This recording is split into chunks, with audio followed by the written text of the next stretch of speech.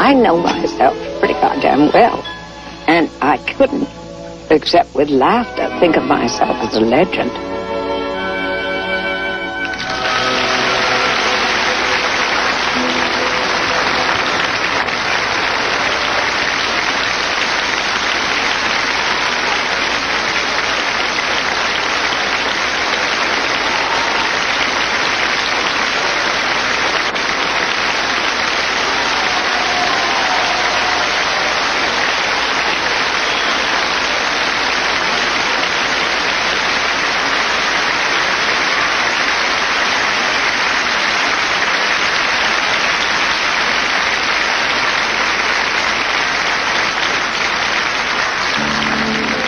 Ladies and gentlemen, Lauren Bacall and Ben Close.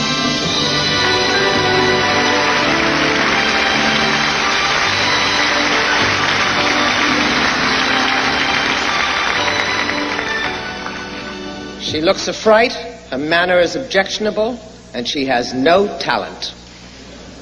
She runs the gamut of emotions, from A to B. She can show no emotion except by dilating her nostrils. That's what they were saying about her 60 years ago. My mother encouraged me to live in the image of George Bernard Shaw and have a colorful life. She picketed the White House for women's suffrage and delivered speeches on street corners. My first real thrilling job was filling balloons that said, "Votes for Women." My father taught me how to deal with overly male men.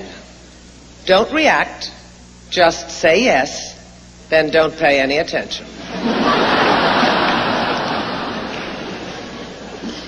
Young Kate was a tomboy. It never occurred to her that she was an inferior sex, just a different sex. I could outdive, outswim, and outrun anyone. She shaved her head so she wouldn't be at a disadvantage when wrestling. At RKO, she wore trousers and refused to cool like a starlet. They called her Catherine of Arrogance. Said the director, George Stevens, she can be rude, but no more than any other woman who's definite. She just says things without adding the grace note. Said the director, George Cukor. She wasn't a screen actress yet by any means, but she had the same thing then as she has now. Precision. Tennessee Williams put it this way: Kate is a playwright's dream. She makes dialogue sound better than it is by a clarity of diction and by a fineness of intelligence that illuminates every shade of meaning in every line she speaks. Kate said, acting isn't very difficult. I mean, Shirley Temple could do it at 4.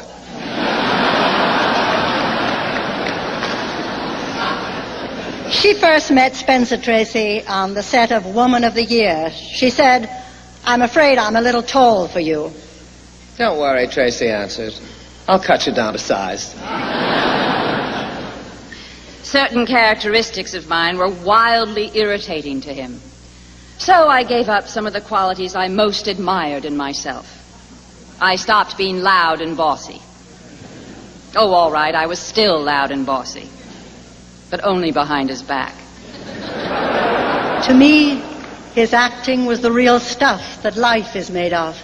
It was pure concentration, the mind's truth and the heart's truth, unembroidered, like a clipper ship in action.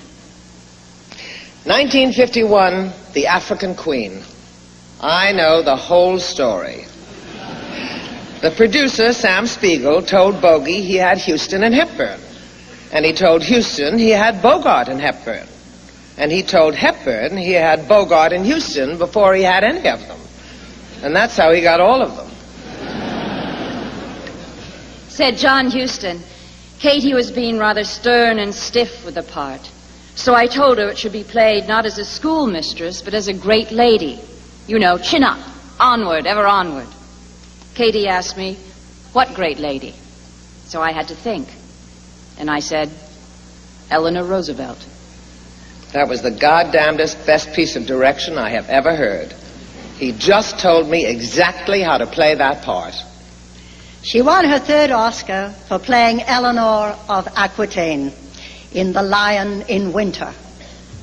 Eleanor of Aquitaine had lived at a time when women had few significant rights. She had enormous intelligence and titanic energy, and presented an image of womanhood at variance with a subordinate role ordained by her sex. When the script for the film version of The Lion in Winter came to Peter O'Toole, he said, "It occurred to me that there was only one actress on the face of the earth who could play Eleanor of Aquitaine. So I sent her the script, and the telephone rang within days, and the voice said, 'Do it before I die.'" I think the reason that people have an affection for me now is that I have lived a life a lot of women think would have been a nice life to have lived. Dignified but free. They think I've done what I wanted to do. They don't bother to think that they might have 5 kids and I don't. But I have brains enough to know you can't have it all. You just can't. These words by her idol, George Bernard Shaw, could have been written for and about Katharine Hepburn. People are always blaming their circumstances for what they are. I don't believe in circumstances. The people who get on in this world are the people who get up and look for circumstances they want. And if they can't find them, make them. Thank you, Kate.